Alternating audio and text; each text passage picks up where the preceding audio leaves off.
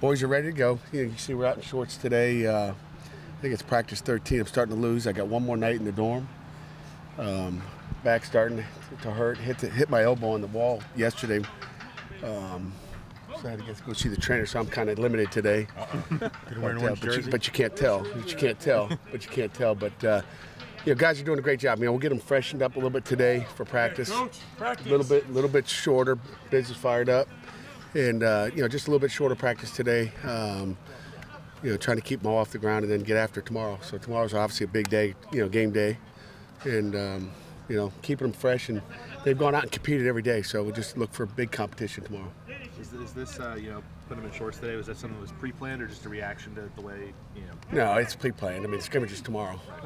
If this was a Thursday practice, we'd be out in helmet shoulder pads. So, try to keep, we don't practice on Fridays. So we just kind of keep it the same as far as, the mentality. You go up there, it's like having a two-a-day. Why would you ever have a two-a-day before scrimmage if you want to get something good? The goal is to have a great scrimmage tomorrow, be fresh, and I'd much rather see a guy practice in the scrimmage than in practice. So. Will that be the last time you have kind of any extended live stuff in camp? Or? Oh, no, we'll go live. Another week. Yeah, we got another week. Camp breaks as far as the dorms and all that, but we'll still be in camp for another week as far as what we're doing. Will you have another scrimmage before the first game? Yeah, we'll have a scrimmage next Friday, rehearsal scrimmage, what we call rehearsal scrimmage, which will be closed.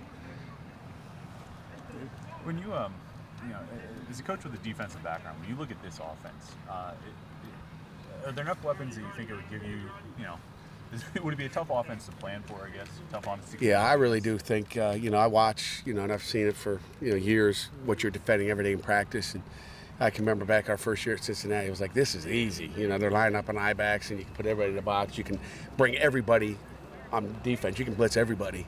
But, we're doing enough things to keep you off balance with different personnel groupings to, we can line up in 22 personnel and line up in empty, which means there's no one in the backfield, and the tight ends are all attached. So we can do, we're so multiple on offense. It's hard to, we do this one period, I won't even tell you what it's called, but I'm like, how can they do that out of all those different formations? So the formations and plays that our kids have learned, and again, it's a lot of information overload.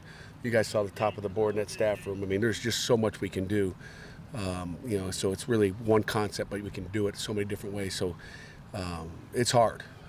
It's not easy at all. So you sit in the defensive meeting sometimes and go, well, let's hope we have a different call, But we've got enough good calls and we're able to mix it up enough that, they could be put in a bad position too. Is that the kind of thing that, a guy like Jim Chaney, who's been around as long as he has, he's seen a lot of different things. Is that what he can kind of bring to the table? There's no question about it.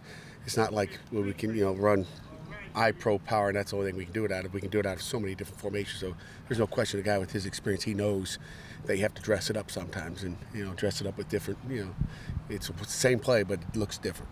In your experience, have you seen any similar wide receiver running back combinations like this one? You know what? No, probably not. Not to have both of them at the same time.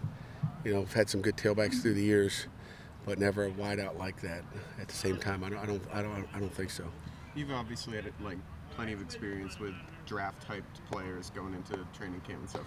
How much of a role do you play in sort of keeping them focused and sort of getting their attention off stuff like that with Tyler and James? You know what? We try not to think about the whole bunch. And those guys got 2 years to go, don't they? But they got scouts out here every day watching them, and all that sounds good. And you got to make plays. And if you want to be a first rounder, you better win some football games. So 6-6 football team. Who wants a 6-6 running back or receiver or quarterback for that matter or corner? They want winners too. So they're looking for guys that can win. Coach, you got 15 seconds before the horn. Go ahead. James Conner, so nice. Obviously he's your number one, but how's the depth looking behind Is he? him? Are you What's sure? standing out?